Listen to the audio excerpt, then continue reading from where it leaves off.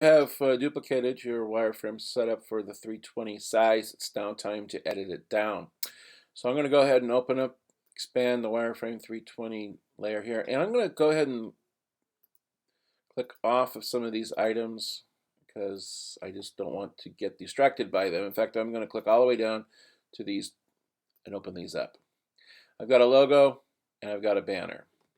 Next thing I'm going to do, use my zoom in tool here and just zoom into the artboard that I want to be working on. Get myself some space here. Again, get my tool. The first thing is I'm going to note that my logo, expanding open my logo, I can move just the logo itself, the word logo. I'll just center that right into the middle of the page there. And then click on the other box and move that over. I'm still going to allocate that much vertical space to my logo. I just don't need to obviously do the width space. However, my banner will be the same size proportionally as needs to be scaled down. To make sure that you're scaling things down proportionally, always make sure you're holding down your shift key.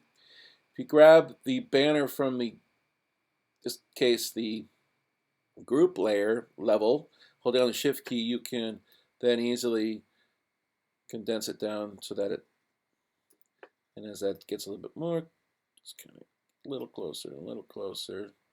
You might actually just be able to go into here, click on constraints, and then just type in 320 there and hit return. And then just position it, oops, again, go to the banner layer and then move that over so it position itself there. And again, you might want to zoom in again, make sure that you've got going on here. Again, this logo here, sure it's all right, size there, and then my banner, snap that up in there. Okay, file, saving right along. Okay, so I've taken care of the header. Now I can go to item 1. Now the same thing. I'm going to go zoom out and work at each part of the item here.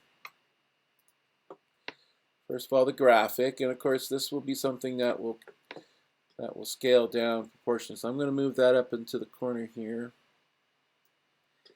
And again, up here, if I keep that constraint, I can actually just type in 320, hit return.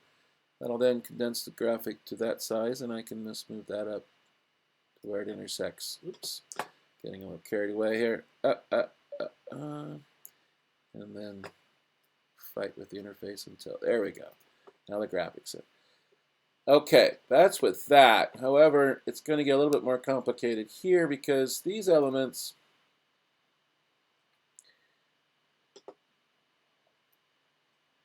you should not be resizing your text.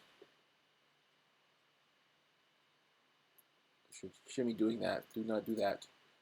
What you should be doing then is just putting in where it, in this case I could put in I'll hack in a thing there and make sure that that is centered and then move that over. Now what's going on here is, again, you need to put in a real number there for your line size because you're going to need to account for the fact that things are going to have a line space in them. So I'll do the same thing. This one looks like it might go across. Okay, we'll let that happen. That looked like we won on that one.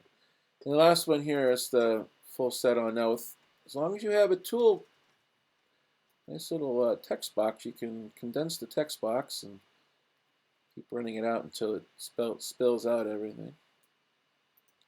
And there we go.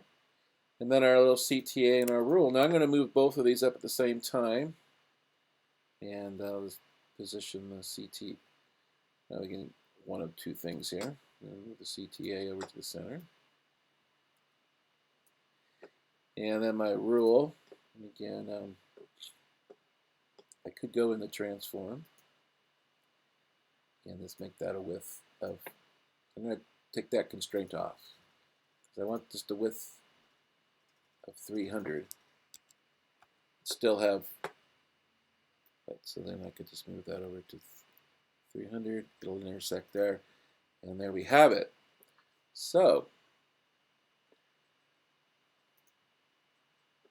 now we have two options. One, we could go fight through item 2 again, or we could just throw away item 2, duplicate item 1. I'm going to lock item 1 here in place, change that to item 2, highlight it,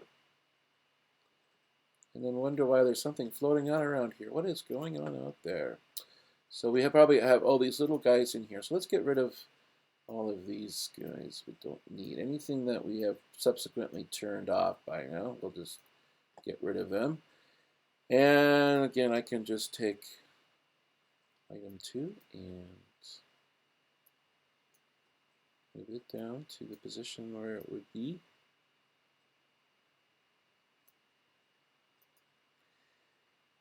And I can go in with item 2. Now, before we had, I will just take out a couple of these items here. And again, I can just take out this bit of text. Collapse this. Move the whole thing up. And then go get my CTA and my rule. Oops. CTA and my rule, and move them up. Okay.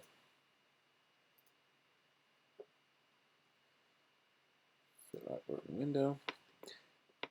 Okay, so now I've got my social, my info, and my footer left to go. So I'll just turn off that. I'm going to grab my social and my info and move them up in position and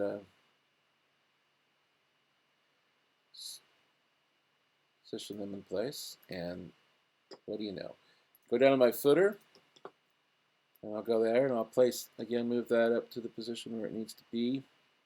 I'm going to zoom back in here. Go in, I can position the text where it should go, and then I'll just collapse the size of the box. Make sure it's going to count for the spacing, but there. And then to tidy things up, I can collapse that. I'm going to unlock that. There we go. And the last bit is to get my artboard there and then just move that up to where it would be there. And then view, fit all in window, where I can see everything. That would be it. So essentially, two wireframes for the effort of one. Make sure you save that.